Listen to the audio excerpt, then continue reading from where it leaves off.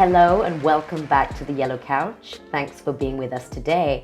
I am extremely excited and delighted to welcome today's guest. I have with me here none other than Violet Mordichai, who is director and partner of Mony Industries, a firm that she has started up, so is now an entrepreneur, but previously was the managing director of AAR Insurance, now known as Assemble Insurance, and has a long track record of success in her career, which we're going to be hearing more about today. Our subject for today is the pursuit of excellence, and what a guest we have to give us that inspiration. So, karibu sana, Violet. Thank you, Emma. Thank you for having me. Such a pleasure to have you here. So I'm going to shoot right in with a question, a biggie. Tell us about your leadership journey, just so our viewers can know where you've come from, where you're heading, and I'd like you to focus on your particular highlights, but also your lowlights. Okay, so I'm a senior executive, a Tanzanian senior executive. I've been in the financial sector, specifically insurance, for over 25 years now. And in the 25 years, I have worked for 3 insurance companies. So on average, I've had 9 years for each company, on average. Wow. And I think this is basically because of my passion. I have a passion for delivery and just making sure that things get done. Mm-hmm. I tend not to drop things along the way. So I tend to spread time along the way when I'm working. Personally, I'm a mother of 2 lovely children. They're young adults. They're actually my motivation to life and my motivation to doing all the things that I do. Mm-hmm. I have worked in the 3 insurance companies that I've worked for. I started from a very humble beginning, working from the lowest levels of employment and scaling up into finally the managing director of Assemble Insurance as my last employer. It was previously AAR Insurance. Yeah. Right now, I am a co-founder and also an executive director of Mony Industries, an industry that deals in manufacturing of medical, surgical, and industrial masks.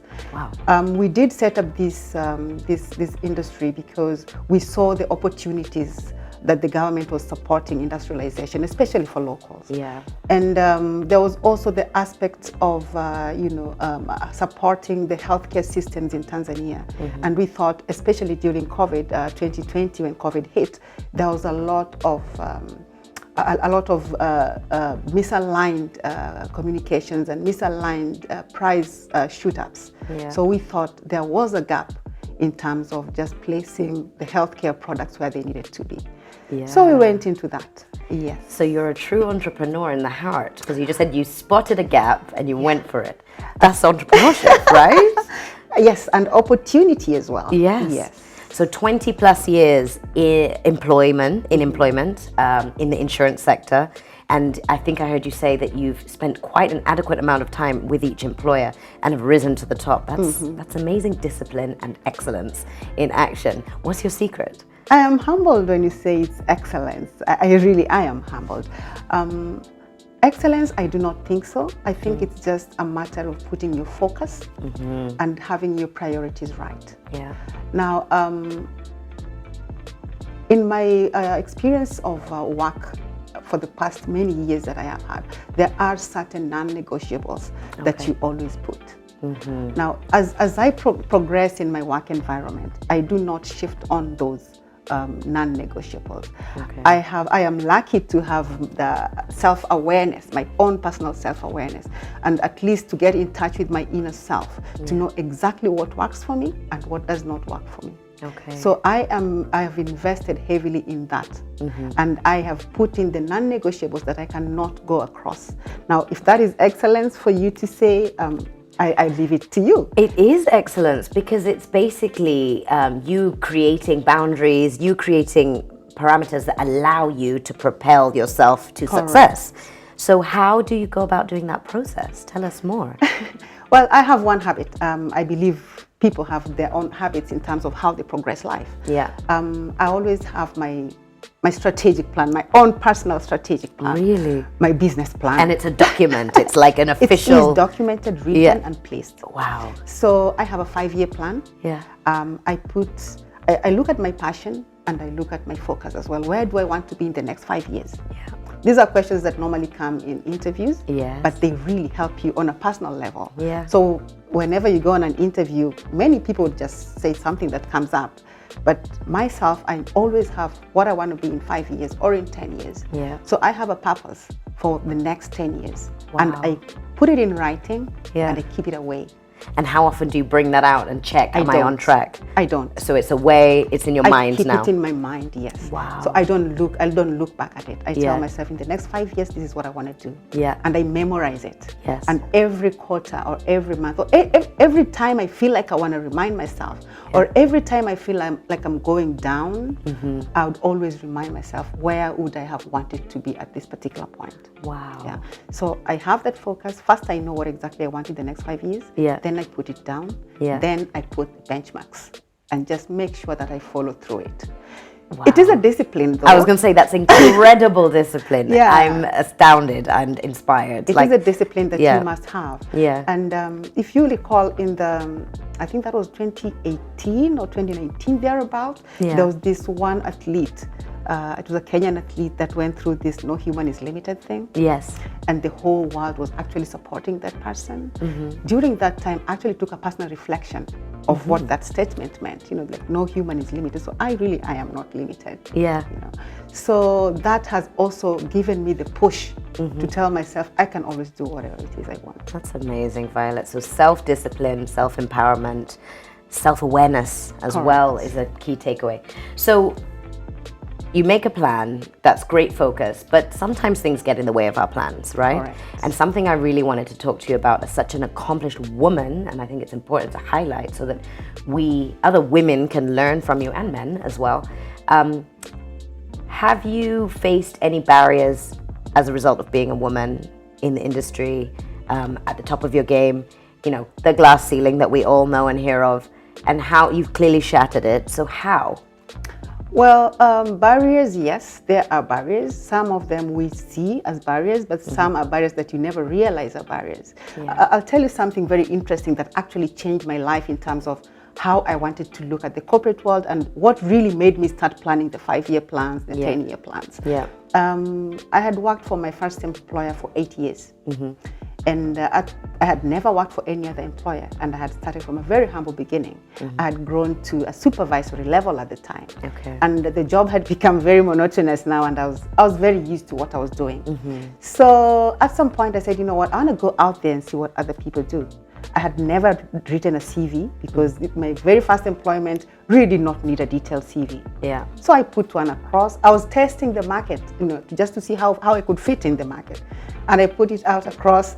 And to my surprise, I actually got an interview for a branch manager. Wow. Okay. And for a minute, I got scared. And I felt like, this is what I wanted. So why am I even scared? I went ahead. I went through the interview. On the day of the interview, I actually got really prepared. I rehearsed for the 1 week, and I got myself so prepared. I got into the interview day, and I sat at the reception. So while I was sitting at the reception, it dawned on me. The reality just hit me and said, Violet, this is a branch manager interview. That small voice that tells you, why are you even here? Yeah. Do you see the kind of people that are coming for this interview? Trust me, Ella, I was unable to take the interview. Really? I did not take the interview. I sat there when it was my turn to get into the room. I have never shared this with anyone. I'm sharing it for the first time. This is a yellow couch really. first. Exclusive.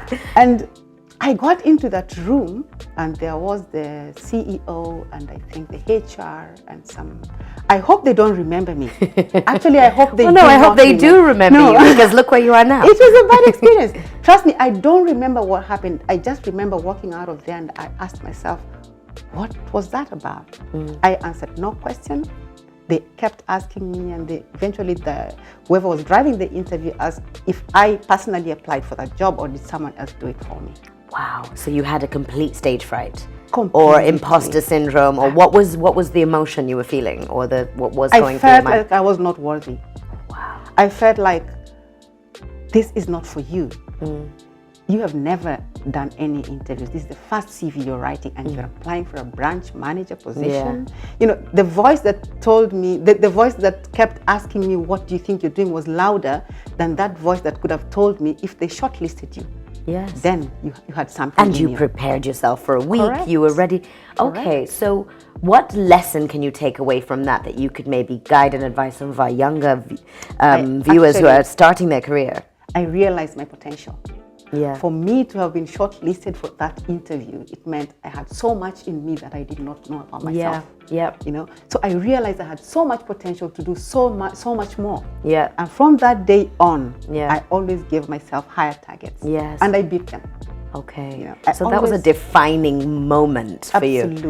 Absolutely. I think that's important to also have those, I don't want to call them failures, but moments where you feel like you failed or you've let yourself down, which it's the bounce back now. Correct. Yeah. Correct. So from that moment on, I said, never again am I embarrassing myself to that level. Yeah. It was a big embarrassment. That's why I'm saying I hope they don't remember me. I hope so. Yeah. Well, so imposter syndrome is a real thing. And I think that, you know, sometimes it can come from, you know, I don't know, a lack of self-confidence. Sometimes it can come from the environment that you're in.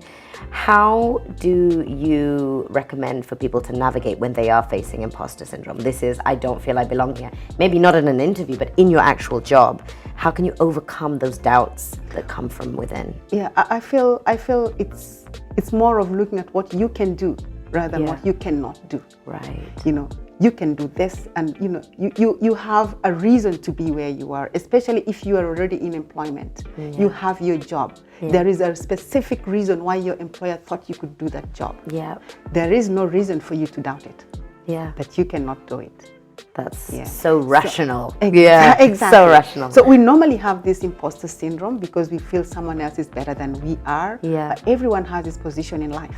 Yeah. You can never be me, however hard you try. And I can never be you, Ella. Yes. Yeah. So let us be what we are. Don't try to take someone else's path.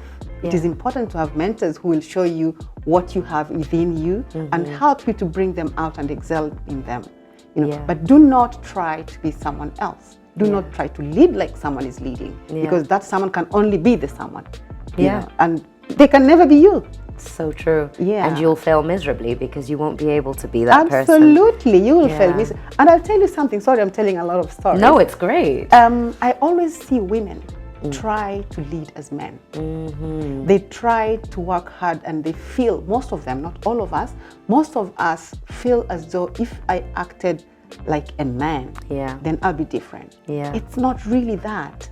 It is your femininity that actually makes the difference in you. It is who you personally are, and you bring out your weaknesses and your strengths that actually makes you unique. You know, so your leadership, being genuine with yourself, genuine with your team, will actually make your team work even better with you. And being in that space where you have the most confidence, because you will then impart your team with that confidence as well. But I can imagine as well, if you are the only woman around the boardroom table, back to the glass ceilings that we've talked about, it can get you to question sometimes, do I fit in here? You know? That happens. That happens a lot.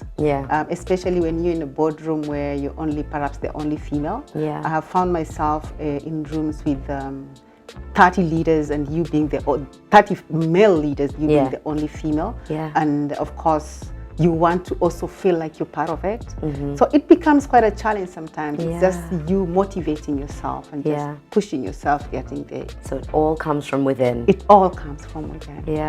Interesting. So what do you do to fuel your motivation and to keep yourself, you know, to make sure you still have energy for that which you're doing, and you're sticking to your 5-10 year plan, and that you wake up with, you know, that motivation? You see, I'm a very self-motivated person, and I think this I'll share as one of my lowlights.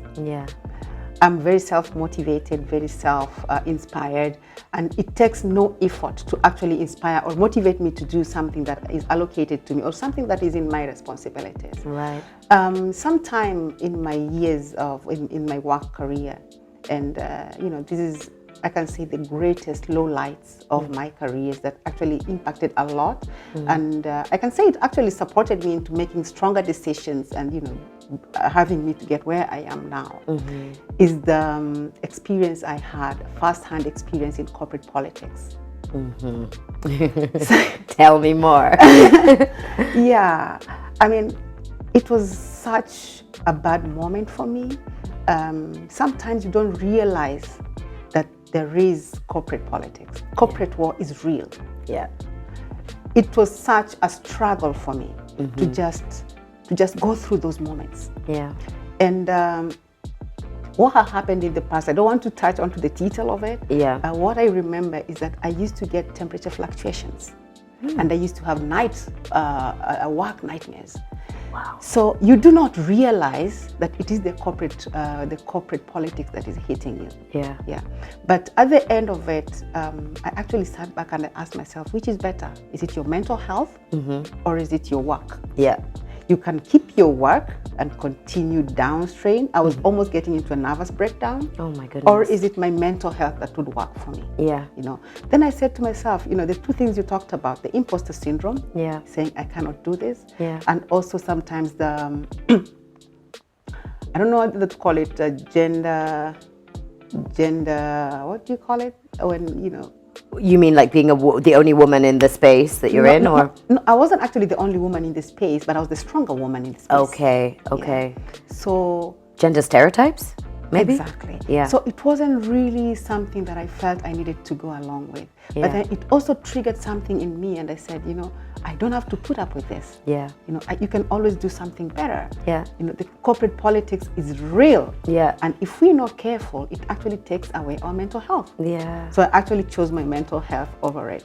Wow. So sometimes for me to keep myself motivated, I just need to go back to the drawing board and ask myself, is this good for my mental health? Okay. Or do I just want it for the work? That's a good barometer of success, because without your mental health, there is no success. Absolutely. There's no happiness. Absolutely. Wow, that's a really good piece of advice there.